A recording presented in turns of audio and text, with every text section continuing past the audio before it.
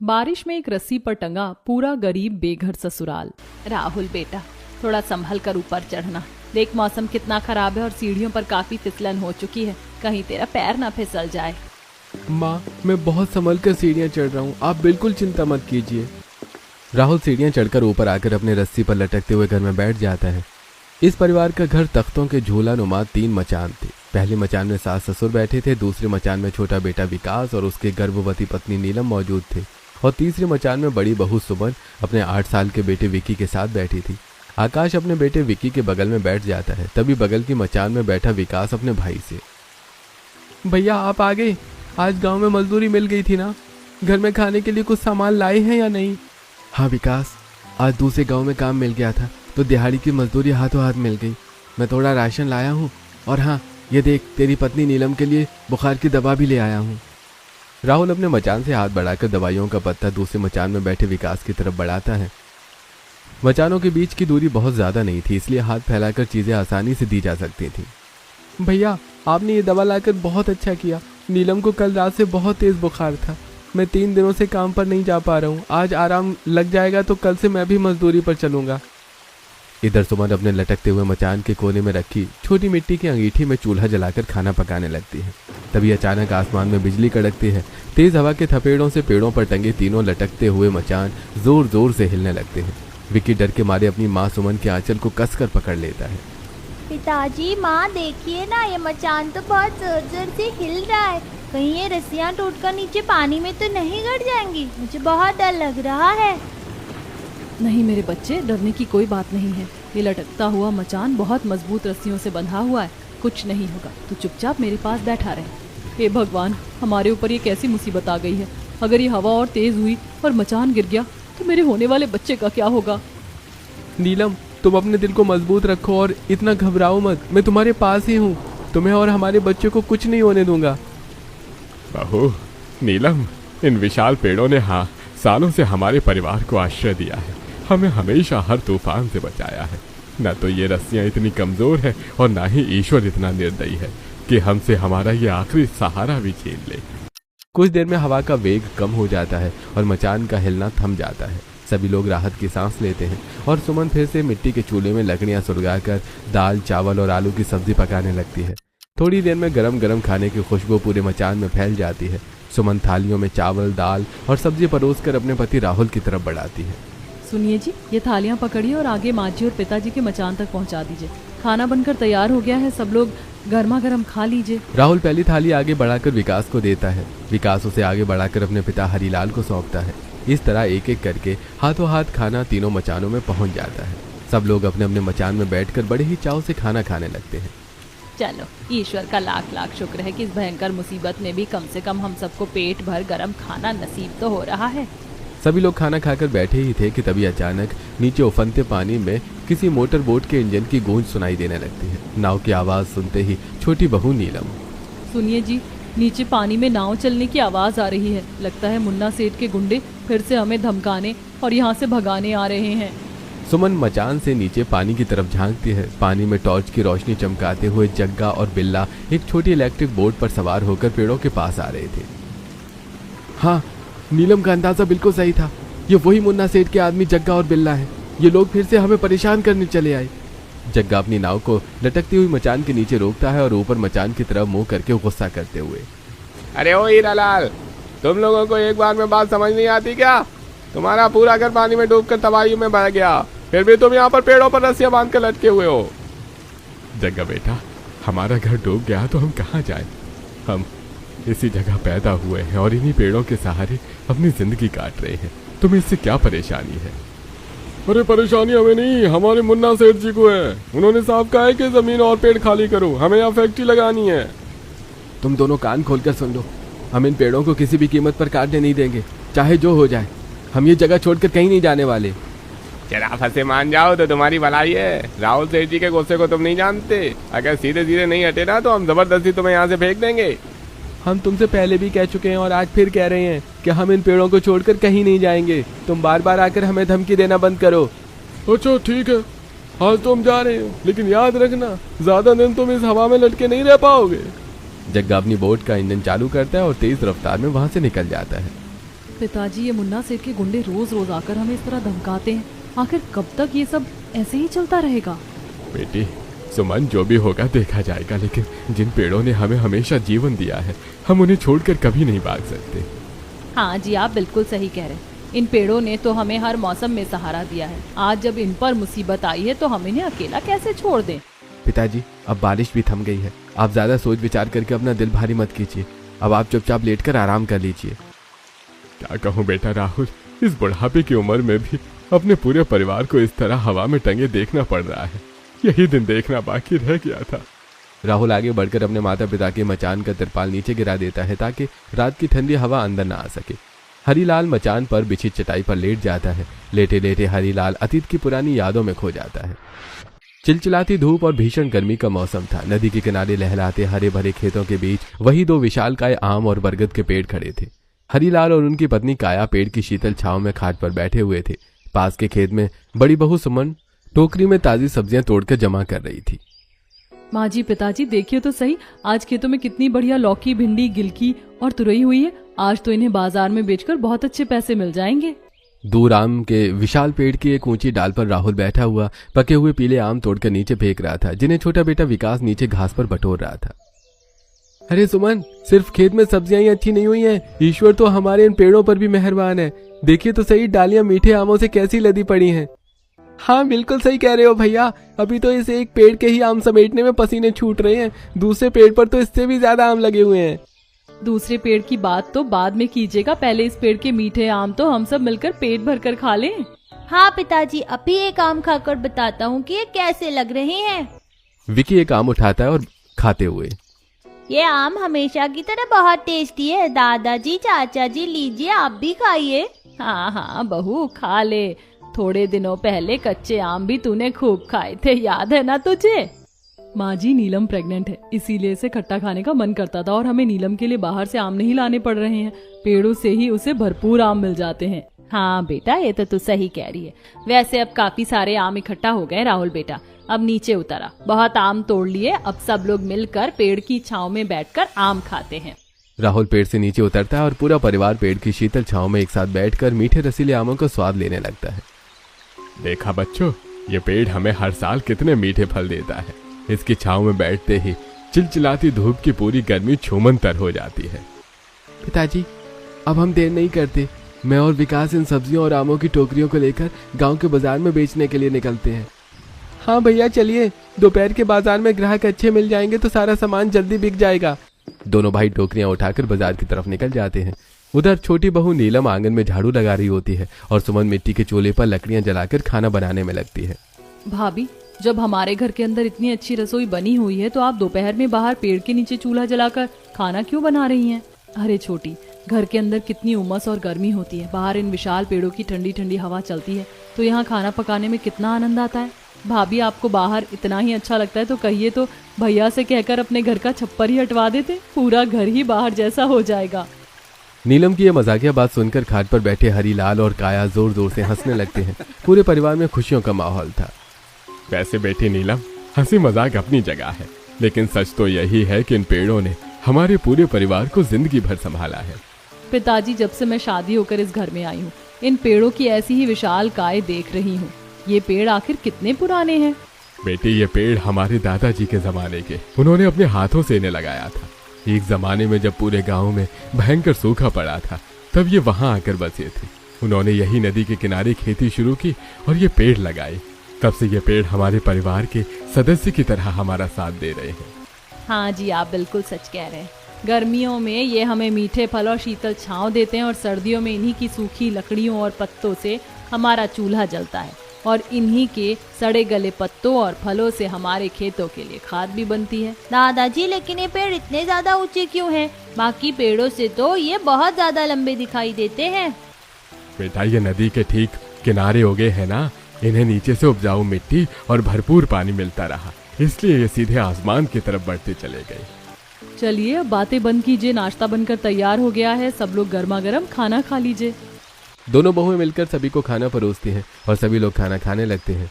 उधर दूसरी तरफ राहुल और विकास बाजार में जमीन पर टाट बिछाकर ताजी सब्जियां और मीठे आम सजाकर बेच रहे हैं। तभी एक अधेड़ उम्र की महिला ग्राहक उनकी दुकान पर आती है और टोकरी में रखे आमों को उठाकर देखते हुए, अरे राहुल बेटा, तुम्हारे खेत की सब्जियां और उन पेड़ों के आम तो हमेशा बहुत मीठे और ताजे रहते हैं। 2 किलो आम और 1 किलो लौकी तौल दो। धन्यवाद चाची, ये सब हमारी कड़ी मेहनत और हमारे उन प्राचीन पेड़ों का आशीर्वाद है, तभी तो फल इतने रसीले होते हैं। शांति आम सब्जियां लेकर वहां से चली जाती है। दोनों भाई भी शाम तक आम और सब्जियां बेचकर घर लौट आते हैं। ऐसी समय का पहिया घूमता रहता है, दिन बीतते जाते हैं और भीषण गर्मी का मौसम समाप्त होकर झमाझम बारिश का मौसम शुरू हो जाता है। आम का सीजन खत्म हो चुका था। खेत में अब ककड़ी, खरबूजा और तरबूज की फसल लहला रही थी। राहुल और विकास खेत से ताजे तरबूज और खरबूजे तोड़कर टोकरियों में भर रहे थे। राहुल बेटा, आज बाजार से लौटते समय थोड़ा सा साबूदाना, सूजी और सूखे मेवे भी लेते आना। आज मेरा मन मीठी खीर बनाने का हो रहा है। ठीक है माँ, मैं लौटते समय लाला जी की दुकान से सारा राशन का सामान लेता आऊंगा। दोनों भाई टोकरियां उठाकर रिमझिम बारिश के बीच गांव के बाजार में पहुंचते हैं। वहीं शांति फिर से उनकी दुकान पर आती है। अरे बेटा राहुल, तुम दोनों बारिश में भी काम कर रहे हो। चलो अच्छा है, मुझे 2 बड़े तरबूज और 4 ककड़ियां तोल दो। विकास 2 तरबूज और 4 ककड़ियां शांति को देते हुए, लीजिए चाची जी, बिल्कुल ताजे और मीठे तरबूज हैं। वैसे राहुल, एक बात याद आई तो पूछ रही हूँ, क्या तुम लोगों को खबर है कि नदी के किनारे कोई बहुत बड़ी जूता चप्पल की फैक्ट्री लगने वाली है? क्या फैक्ट्री? अरे नहीं चाची जी, हमें तो इस बारे में कोई खबर नहीं है। आपको किसने बताया? अरे बाजार में चर्चा चल रही थी कि शहर में कोई बड़ा ठेकेदार आया है और वो नदी किनारे की जमीन खाली करवा कर वहाँ फैक्ट्री बनाएगा। शांति ऐसा कहकर सामान लेकर चली जाती है। दोनों भाई परेशान होकर अपना सामान बेचते हैं और गांव के लाला की किराने की दुकान पर राशन लेने पहुंचते हैं। लाला जी, जरा ये राशन का सामान बांध दीजिए। और लाला जी, क्या आपने भी सुना है कि नदी किनारे फैक्ट्री लगने वाली है? अरे हाँ विकास बेटा, बात तो सच है। शहर का ठेकेदार मुन्ना सेठ उस जमीन पर नजर गड़ाए बैठा है। तुम लोग थोड़ा संभल कर रहना। दोनों भाई चिंतित होकर राशन का सामान लेकर अपने घर लौटते हैं और नदी के किनारे बनी हुई अपनी झोपड़ी के अंदर पूरे परिवार के साथ बैठकर खाना खाते हैं। खाना खाते खाते हुए राहुल अपने पिताजी से, पिताजी, आज बाजार में बहुत अजीब खबर सुनने को मिली। लोग कह रहे हैं कि नदी किनारे कोई मुन्ना सेठ अपनी फैक्ट्री लगाने वाला है। बेटा राहुल, अफवाहों पर ध्यान मत दो। ये हमारी अपनी जमीन है, ये दादाजी के पेड़ है। हमारा इस जमीन, इस नदी और इन पेड़ों से वही पवित्र नाता है जो एक माँ का अपनी औलाद से होता है। हम इसे कभी नहीं छोड़ेंगे। अभी हरीलाल की बात पूरी ही हुई थी कि अचानक बाहर सड़क पर 2-3 गाड़ियों के रुकने की तेज आवाज आती है। ठेकेदार अपनी गाड़ी से बाहर निकलकर हरीलाल को आवाज देते हुए, अरे हरीलाल, ओ हरीलाल, बाहर निकल, देख कौन आया है तुमसे बात करने। हरीलाल, राहुल और विकास तुरंत घर से बाहर आते हैं। सामने मुन्ना सेठ अपने 4-5 हथियारबंद गुंडों के साथ खड़ा था। देखो हरीलाल, मैं सीधे मुद्दे पर आता हूँ। मुझे नदी किनारे की इस पूरी जमीन पर अपना बहुत बड़ा जूता फैक्ट्री की फैक्ट्री लगानी है। एक नदी का किनारा फैक्ट्री के लिए सबसे उपयुक्त जगह है। तुम अपना ये कच्चा मकान खाली कर दो, जितना मुआवजा मांगोगे मैं देने को तैयार हूँ। हम इन 2 बड़े पेड़ों को कटवाकर यहाँ पर फैक्ट्री लगा लेंगे। साहब माफ कीजिएगा, लेकिन हम अपनी ये पुश्तैनी जमीन और अपने इन पेड़ों को किसी भी कीमत पर नहीं बेचेंगे। आप अपना फैक्ट्री कहीं और लगा लीजिए। तुम बूढ़े होकर बेवकूफी मत करो। मैं तुम्हें बाजार भाव से दुगना पैसा दे रहा हूँ। चुपचाप पैसे लो और यहाँ से चले जाओ। साहब, आप हमें पैसों के लालची समझने की भूल मत कीजिए। हम गरीब जरूर हैं, लेकिन अपनी इस जमीन से प्यार करते हैं। हम इसे नहीं बेचेंगे। अरे तुम लोग क्या सीधी उंगली से घी निकलने नहीं दोगे? याद रखना, मुझे ये जमीन हर कीमत पर चाहिए, चाहे इसके लिए मुझे कुछ भी करना पड़े। मुन्ना सेठ गुस्से में लाल होकर अपने गुंडों के साथ अपनी गाड़ी में बैठकर वहां से चला जाता है। पिताजी, मुन्ना सेठ यहाँ से चला जरूर गया है, लेकिन वो चुप नहीं बैठेगा। हाँ बेटा, ये तो मैं भी जानता हूँ। मुन्ना सेठ और उसके गुंडे दोबारा हमें यहाँ से निकालने की जरूर कोशिश करेंगे। भगवान मालिक है आगे। ऐसा कहकर परिवार के लोग फिर से अपने अपने काम में लग जाते हैं। ऐसे कुछ दिन बीत जाते हैं। एक दिन शहर के एक बड़े सरकारी सिंचाई विभाग के कार्यालय में मुन्ना सेठ एक बड़े अधिकारी के केबिन में बैठा हुआ था। जैसे मैंने आपसे कहा था, काम बिल्कुल वैसा ही होना चाहिए। मुझे वो नदी किनारे की जमीन किसी भी हाल में खाली चाहिए।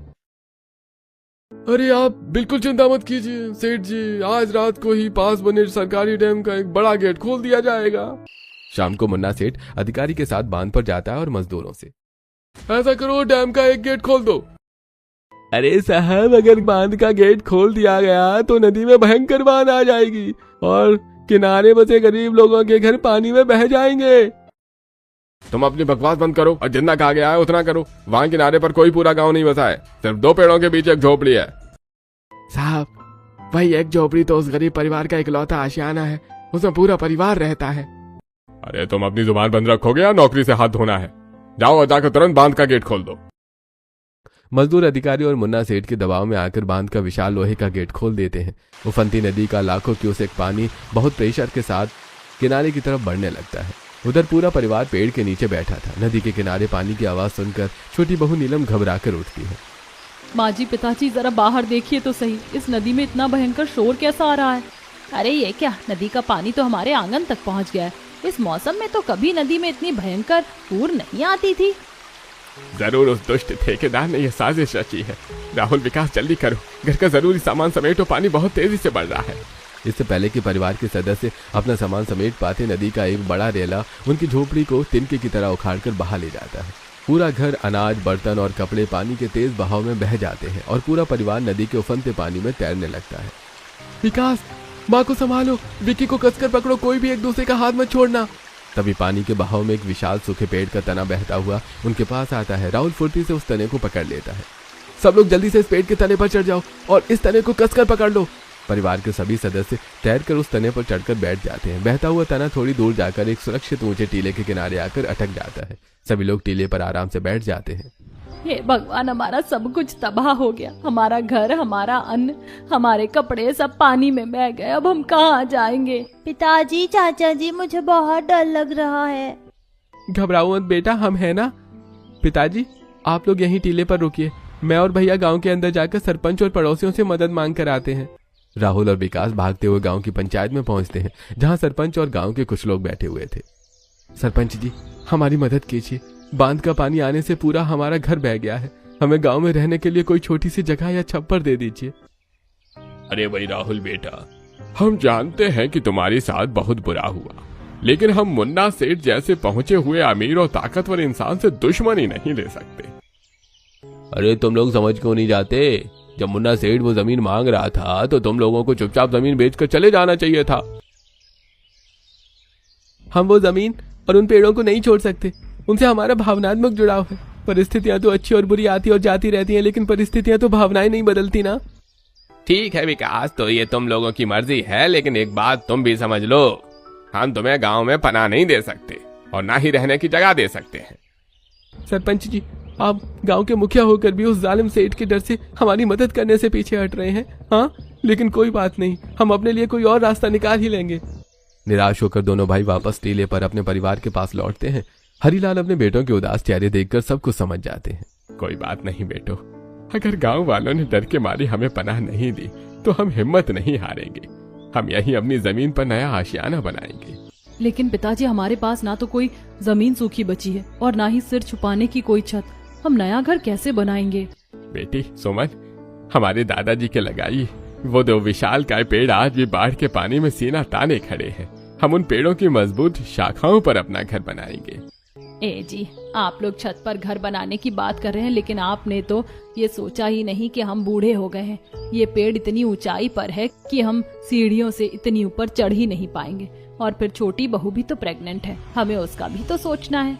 हाँ दादाजी, और मैं भी इतनी ऊपर नहीं चढ़ पाऊंगा। क्या हम नीचे जमीन में घर नहीं बना सकते?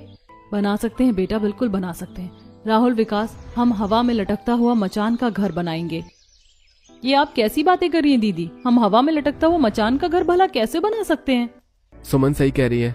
अगर हम दिमाग का इस्तेमाल करें तो 2 मजबूत रस्सियों को उन पेड़ों से बांधे और बीच में अपना मचान का लटकता हुआ घर बनाए तो हम यहाँ पर आराम से रह सकते हैं। हाँ दीदी, हम ऐसा कर तो सकते हैं, लेकिन ये सब कुछ इतना आसान नहीं है। फिर इतनी मोटी और मजबूत रस्सियां और मचान बनाने का बाकी सामान हम कहाँ से लेकर आएंगे? बहू, जहाँ चाह होती है वहीं राह होती है। हम अगर हिम्मत करके आगे बढ़ेंगे तो सब हो जाएगा। हाँ चाची, और फिर वो आपने सुना है ना कि डर के आगे जीत होती है। अच्छा, तो क्या बारिश में एक रस्सी पर टंगेगा पूरा गरीब बेघर ससुराल? हाँ बेटी, यही रस्सी अब हमारी ढाल बनेगी और यही पेड़ हमारा घर बनेंगे। अब पूरा परिवार काम में जुट जाता है। हरीलाल, राहुल और विकास रस्सियों की तलाश में गांव की तरफ निकल पड़ते हैं। गांव पहुंचकर एक जगह कंस्ट्रक्शन का काम होता देखकर राहुल विकास से, विकास देखो, वहां पर कंस्ट्रक्शन का काम चल रहा है और देखो कितनी मोटी मोटी रस्सियां बेकार पड़ी हुई हैं। हाँ भैया, और देखो कितने सारे लोहे के टुकड़े खिले और लोहे के तार पड़े हुए हैं। चलो इन सबको रख लेते हैं, ये हमारा घर बनाने के काम आएंगे। बेटा ये देखो वहाँ बोरियां पड़ी हुई हैं, हम ये सारा सामान बटोर कर बोरियों में भर लेते हैं। दोनों भाई वो सारा सामान उठा लेते हैं और वहीं पड़ी खाली 2 बोरियों में भर लेते हैं। फिर उन बोरियों को सिर पर रखकर वो अपने खेत की तरफ बढ़ चलते हैं। दूसरी तरफ काया और सुमन जंगल जाकर बांस की लकड़ियां काट रही थी, जबकि नीलम विक्की के साथ एक पेड़ के नीचे बैठी थी। लकड़ियां काटते हुए सुमन अपनी सास से, माँ जी देखिए ये बांस तो बहुत मजबूत है, जरूर हमारे मचान घर बनाने के लिए बहुत अच्छे रहेंगे। माँ जी दीदी आप दोनों बैठ जाइए, आप थक गई होंगी, अब मैं लकड़ियां काटती हूँ। अरे नहीं नहीं नीलम बहू, तू रहने दे, वैसे भी तू गर्भवती है, इस हालत में तो तुझे आराम करना चाहिए। वो तो हमारी किस्मत ऐसी है कि हमें दर दर भटकना पड़ रहा है। तभी नीलम भी वहां आकर सुमन से, नीलम बहू तू इतना भारी काम क्यों कर रही है, तू चुपचाप बैठकर आराम कर। माँ जी जब पूरा परिवार इस मुसीबत के समय पसीना बहा रहा है तो मैं अकेली कैसे बैठ सकती हूँ, हम सब मिलकर अपनी इस नई दुनिया को बनाएंगे। ऐसा कहकर काया फिर से लकड़ियां काटने में लग जाती है। लकड़ियां काटने के बाद वो बड़े बड़े ताड़ के पत्ते भी काटती हैं और लकड़ियों और पत्तों का गट्ठर बनाती हैं और फिर वो गट्ठर उठाकर सभी औरतें और विक्की नदी की तरफ चल पड़ते हैं।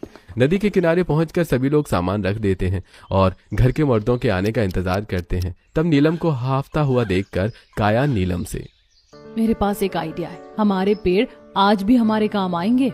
उसी समय दोनों भाई और हरीलाल भी वहां आ जाते हैं और दोनों भाई अपने सिर की बोरियां उतार कर रखते हैं। अब लगभग रात होने लगी थी। ये देखकर हरीलाल, तुम लोग लकड़ियों और पत्ते ले आए हो और हम लटकता हुआ मचान बनाने का बाकी सारा सामान भी ले आए हैं, तो चलो अब हम सब मिलकर मचान बनाना शुरू करते हैं। सभी मिलकर काम शुरू करते हैं। हरीलाल अपने साथ लाए हुए लोहे के टुकड़े को पत्थर पर घिसकर चाकू का आकार देता है और फिर लोहे के चाकू से वो बांस को काटना और बांस और लकड़ियों में कीलें ठोक कर और रस्सियों में बांधकर एक दूसरे के साथ जोड़कर मचान का बेस बनाना शुरू करते हैं। एक एक करके वो 3 बेस तैयार कर लेते हैं। उसके बाद बची हुई मोटी रस्सियों को बोरी से निकालते हुए राहुल, पिताजी हमने मचान का बेस तो तैयार कर लिया, लेकिन अब दोनों पेड़ में रस्सी बांधकर इन मचानों को उन पर लटकाना होगा, लेकिन इसके लिए रस्सियों का मजबूत होना जरूरी है। हम इन रस्सियों को और मजबूत कैसे बनाएं? पेड़ जब बहुत पुराने हो जाते हैं तो उनमें सहारा जड़ें निकल जाती हैं, जैसे कि इन पेड़ों में निकली हुई हैं। ये सहारा जड़ें काफी मजबूत होती हैं। हम इन्हें तोड़ लेते हैं और अपनी रस्सियों के आसपास बांध देते हैं, इससे रस्सियां मजबूत हो जाएंगी। अब दोनों भाई किसी तरह पेड़ पर चढ़कर सहारा जड़ों को तोड़ कर ले आते हैं और रस्सियों पर उसे लपेटकर बांधते हैं। कुछ रस्सियां और बांस की सहायता से वो सीढ़ियां भी बना लेते हैं। तब राहुल अपने पिताजी से, पिताजी हम पानी की सतह से करीब 10 फीट की ऊंचाई पर रस्सियों के सहारे तीनों मचानों को एक एक करके लटकाएंगे। अब राहुल और विकास दोनों मिलकर सीढ़ी लगाकर एक पेड़ से दूसरे पेड़ तक मजबूत रस्सी बांध देते हैं और फिर एक एक करके तीनों मचानों को हवा में सुरक्षित तरीके से लटका देते हैं। पिताजी देखिए, तीनों मचान रस्सियों पर बिल्कुल मजबूती से टंग गए हैं। अब इसके ऊपर बहकर आई तिरपाल और पन्नी ढक देते हैं ताकि बारिश का पानी अंदर न आ सके। दोनों भाई सीढ़ियों से चढ़कर तिरपाल को मचान के ऊपर ढक देते हैं। अब काफी रात हो चुकी थी और फिर सभी लोग चढ़ चढ़कर मचान में बैठ जाते हैं। तभी विक्की, माँ पिताजी मुझे बहुत भूख लगी है, कुछ खाने को दो ना। बेटा हमारा सारा सामान और राशन तो बह गया, आज तो हमें रात को भूखे ही सोना होगा। पूरा परिवार मचान पर भूखे ही सो जाता है। अगले दिन दोनों भाई सीढ़ियों से उतरकर दूसरे गांव में जाते हैं और मजदूरी करते हैं। वो अपनी पहचान के लोगों से कुछ पैसे उधार भी लेते हैं और शाम को आते हुए राशन, चादर, मिट्टी के बर्तन, थालियां और जरूरी सामान खरीद कर ले आते हैं। इधर सुमन ने भी मचान पर ही ईंटों से चूल्हा बना रखा था। वो राशन लेकर चूल्हा जलाकर उस पर खाना बनाती है पूरा और थालियों में खाना निकाल कर सभी को पास करती है। पूरा परिवार चैन से बैठकर खाना खाता है। ये सब सोचते हुए हरीलाल सो जाता है। ऐसे 4 दिन और बीत जाते हैं। एक दिन रात के अंधेरे में मचान पर पूरा परिवार गहरी नींद में सो रहा था। रात के करीब 3 बजे मुन्ना सेठ अपने आदमियों को लेकर पानी नाव चलाते हुए चुपचाप वहां आता है। मुन्ना सेठ के गुंडे जग्गा और बिल्ला हाथ में धारदार कुल्हाड़ी और धारदार हंसिया लिए हुए थे। तभी जग्गा मुन्ना सेठ से, सेठ जी बताइए अब क्या करना है? अरे बिल्ला चुपचाप पेड़ पर चढ़ जा और जिस रस्सी पर यह पूरा परिवार लटका हुआ है उस रस्सी को काट दे। ये सब सीधे पानी में गिरकर डूब जाएंगे। जी उस्ताद मैं अभी रस्सी काटता हूँ। अब जग्गा और बिल्ला पेड़ के ऊपर चढ़ते हैं। बिल्ला जैसे ही पेड़ पर चढ़कर रस्सी काटने के लिए हाथ बढ़ाता है, पेड़ की डाल पर बैठा एक लंबा जहरीला सांप अचानक फन फैलाकर बिल्ला के हाथ पर फुंकार मारता है। अरे बाप रे सांप, उस्ताद बचाओ, पेड़ पर बहुत बड़ा सांप है। अरे भाग बिल्ला, जल्दी नाव में कूद। ये पेड़ इंसानों को बचा रहा है या इंसान पेड़ को? समझ ही नहीं आ रहा है। भागो यहाँ से। बिल्ला डर के मारे सीधे नाव में छलांग लगाता है। पीछे से जग्गा भी नाव में कूद जाता है और मुन्ना सेठ से, अरे सेठ जी क्या देख रहे हैं, जल्दी चलिए, चप्पू चलाने में मदद कीजिए और भागिए यहाँ से, वरना ये जहरीला सांप हमें काट लेगा। बाहर से आने वाली तरह तरह की आवाज सुनकर तीनों मचान से तिरपाल हटाकर परिवार के सभी लोग झांक कर देखते हैं। इधर जग्गा और बिल्ला चप्पू चलाते हुए नाव को लेकर वहां से चले जाते हैं। देखा पिताजी, आज फिर इस पेड़ ने हमारी जान बचा ली। ये पेड़ सचमुच हमारे लिए ईश्वर का वरदान है। सच कहा बेटा राहुल। पूरा परिवार लटकते हुए मचान पर चैन की नींद सो जाता है। अगले दिन सुबह उठकर सुमन चूल्हा जलाती है और सभी के लिए खाना बनाती है। वो खाने की थालियां निकालती है और राहुल थालियों को दूसरे मचान में बैठे विकास को देता है और विकास सभी को खाने की थालियां देता है। सभी लोग एक बार फिर खाना खाते हैं और उसके बाद राहुल और विकास मजदूरी पर निकल जाते हैं। ऐसे कुछ दिन और बीत जाते हैं। उसी समय जिला आपदा प्रबंधन कार्यालय के मुख्य कंट्रोल रूम में अधिकारी अचानक नदी में आई इस बाढ़ के बारे में बातें करते हुए, अर्जुन एक बात समझ नहीं आती कि आखिर इस नदी में पहली बार ये बाढ़ कैसे आई। हाँ कमल, यही तो मैं सोच रहा हूँ। कमल और अर्जुन दोनों ऑफिसर नक्शे को देखते हुए इस बारे में काफी देर तक चर्चा करते हैं। अंत में दोनों ऑफिसर फैसला करते हुए, तो फिर ये तय रहा कि हम एक ड्रोन कैमरा भेजेंगे जो सारी फुटेज देगा हमें, जिससे हम ये अंदाजा लगा पाएंगे कि आखिर नदी में अचानक ये बाढ़ कैसे आई। अब एक ड्रोन कैमरा उस नदी की तरफ भेजा जाता है। ड्रोन कैमरा उड़ता हुआ नदी के आसपास कुछ हिस्से में पहुंच जाता है जहां गरीब परिवार का लटकता हुआ मचान घर था। उधर जिला आपदा प्रबंधन कार्यालय के कंट्रोल रूम में बड़ी स्क्रीन पर ड्रोन कैमरे की लाइव फुटेज चल रही थी। अरे रुकिए, कैमरे को जूम कीजिए। ये पानी के बीच पेड़ों पर क्या लटक रहा है?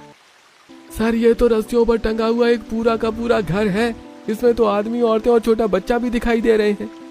ओह माय गॉड, इस भयंकर बाढ़ के पानी में ये पूरा परिवार हवा में रस्सियों से लटक कर अपनी जान बचा रहा है। तुरंत रेस्क्यू टीम और मीडिया को वहां भेजो। कुछ ही देर में पुलिस की बड़ी स्टीमर बोट, सरकारी अधिकारियों की टीम और समाचार चैनलों के पत्रकार माइक और कैमरा लेकर पेड़ों के पास पहुंचते हैं। दर्शकों, ये अजूबा देखिए, नदी के बीचों बीच दो विशाल पेड़ों की डालियों पर रस्सियों से टंगा हुआ एक परिवार। आप लोग घबराइए मत, हम सरकार की तरफ से आए हैं। आप लोग नीचे उतर आइए, हम आपको सुरक्षित स्थान पर ले जाएंगे। साहब, हम अपनी ये पुश्तैनी जमीन और अपने इन पेड़ों को छोड़कर कहीं नहीं जाएंगे। हमारी यही एक शर्त है। बाबा जी, आप इस भयंकर खतरे में इन पेड़ों पर रस्सियों से लटक कर क्यों रह रहे हैं? आपका घर कहाँ है?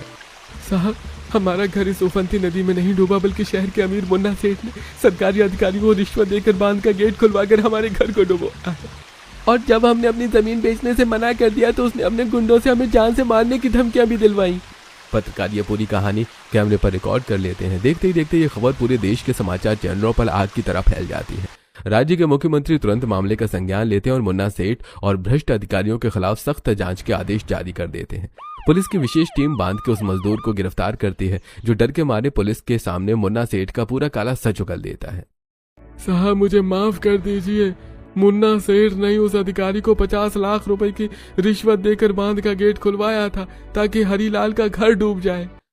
पुलिस तुरंत मुन्ना सेठ, उसके ठेकेदार और सिंचाई अधिकारी को हथकड़ियां पहनाकर जेल की सलाखों के पीछे ठूंस देती है। कुछ दिनों बाद सरकारी आपदा राहत दल बड़ी बड़ी मोटर पंप मशीनें लाकर नदी के किनारे जमा पानी को बाहर निकाल देता है। जिला कलेक्टर स्वयं अपनी पूरी टीम के साथ हरीलाल के परिवार से मिलने पहुंचते हैं। हरीलाल जी, आपकी हिम्मत, जुझारूपन और इन पेड़ों के प्रति आपके अटूट प्रेम को पूरा देश सलाम कर रहा है। सरकार की तरफ से आपको इस जमीन का पक्का पट्टा दिया जाता है और एक बहुत ही सुंदर पक्का मकान बनाने के लिए पूरी आर्थिक सहायता मंजूर की जाती है। कुछ महीनों के भीतर ही उन्हें 2 पेड़ों के नीचे हरीलाल का एक सुंदर और पक्का 2 मंजिला मकान बनकर तैयार हो जाता है और नीलम भी बहुत प्यारी बच्ची को जन्म देती है और आसपास के खेतों में फिर से हरी भरी सब्जियां, तरबूज और ककड़ियां लहलाने लगती हैं। पूरा परिवार नए घर के आंगन में मुस्कुराता हुआ खड़ा था। देखिए माँ जी, ईश्वर के घर देर है अंधेर नहीं। आज हमारे पास अपना पक्का घर भी है और हमारी खेती भी फिर से लहलहा रही है। और हमारे इस नए घर में हमारे छोटे से नन्हे मेहमान का आगमन भी हो गया है। देखा बच्चों, जब इंसान सच के रास्ते पर चलता है और अपनी जड़ों से जुड़ा रहता है तो कुदरत भी उसकी रक्षा करती है। पिताजी, देखिए हमारे खेत फिर से हरे भरे हो गए हैं और ऐसा लग रहा है जैसे ये विशाल का पेड़ भी हमें देखकर मंद मंद मुस्कुरा रहे हैं। पूरा परिवार उन पेड़ों की तरफ देखता है। ऐसा लगता है जैसे वो दोनों पेड़ परिवार को देखकर मुस्कुरा रहे थे। और इसी खूबसूरत अंत के साथ कहानी खत्म हो जाती।